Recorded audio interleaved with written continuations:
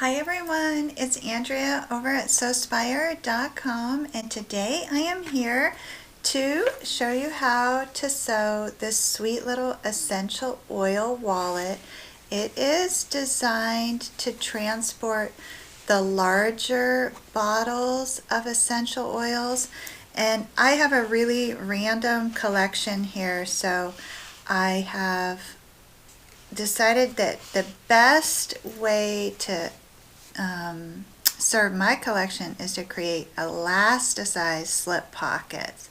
So this way that will allow you to hold the various size bottles, and I imagine this would also hold the roller balls as well. So shall we get started? All right, for this project you're going to need 2 pieces of cotton fabric, the largest of which measures 18 by 6, and that's backed with a like-sized piece of quilt batting.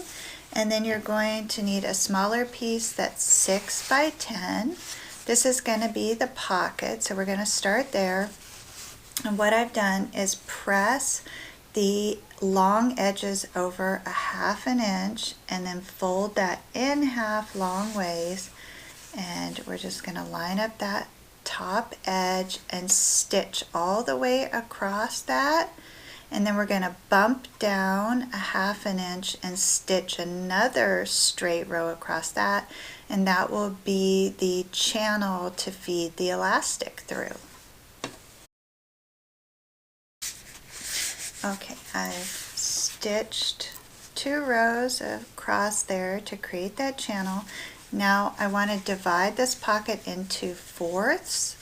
So you can press that or crease it with your nail. First I'll fold it in half, and then I'm going to bring those edges in to meet on that center line and put a little crease at each end.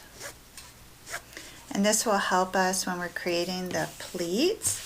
So you're going to position your pocket 2 inches up from the bottom, and you're going to center the pocket on this base panel with the quilt batting.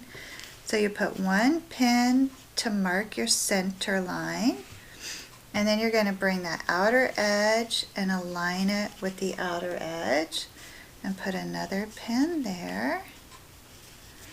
And then take this here, and where you press that center line there, push that down in the middle to create these 2 little humps and center that.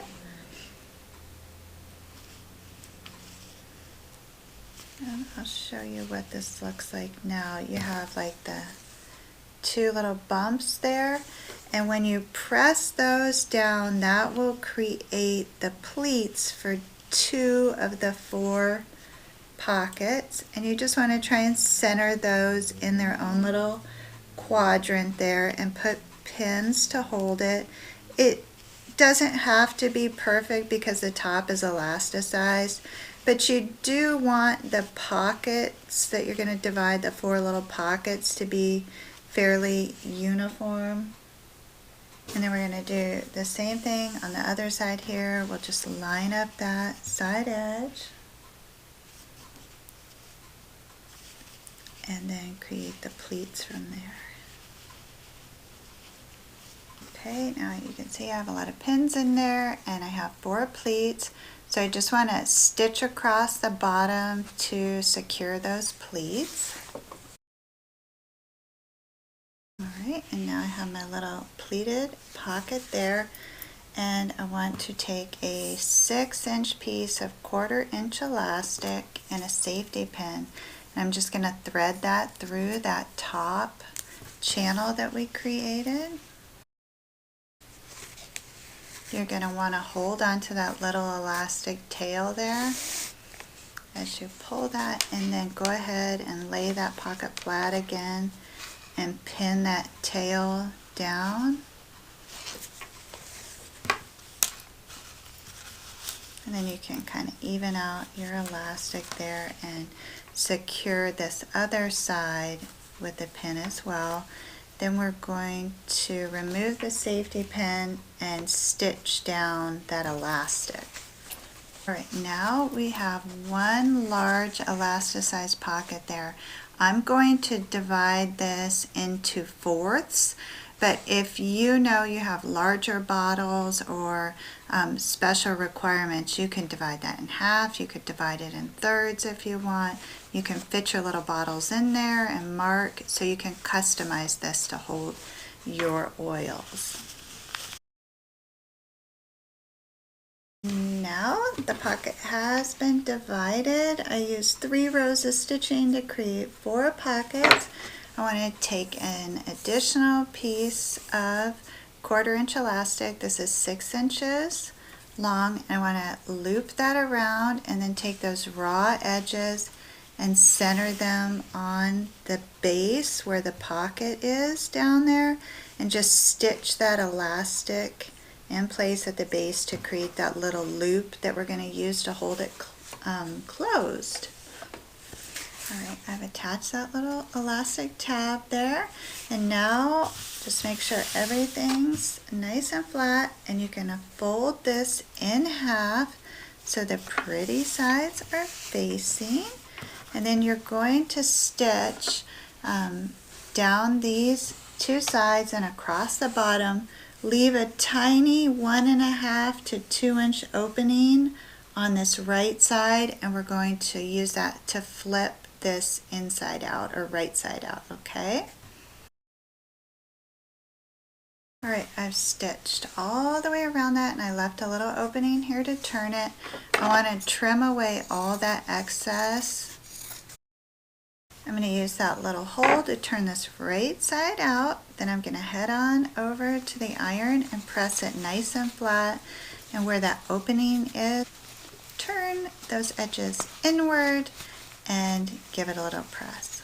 Okay, I've pressed this nice and flat, and you can see where the opening is there. I tucked those edges in.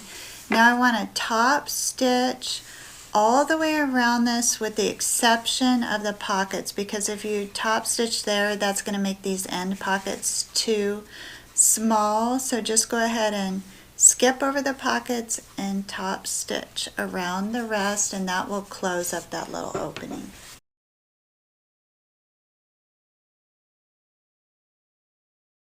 Okay, so now I'm almost done.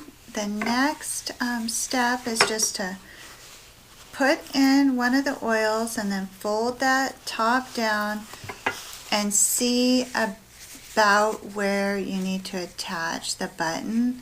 So if I attach this button here to the edge of that blue flower, I'll be fine. And just gonna put that right like that. To sew on the buttons, I like to use button craft thread. It's really durable, and it will allow you to just loop through twice. You can see with this button here, what I did, the easiest way is to run that thread under the fabric and then pull both ends up through the button and just knot that. So that's an easy way to attach that button, and I personally think that those little loose threads like that add a nice decorative touch. So that's all I have to do to finish this up, and then I'm going to have 2 really cute essential oil bags. So I want to thank you for sewing with me today. It was an absolute pleasure. This project here is a continuation of our ongoing series that is focused on small handmade gifts. So I will be back next week with another project, and until then, please know the creative genius in me celebrates the creative genius in you. Have a beautiful day, everyone.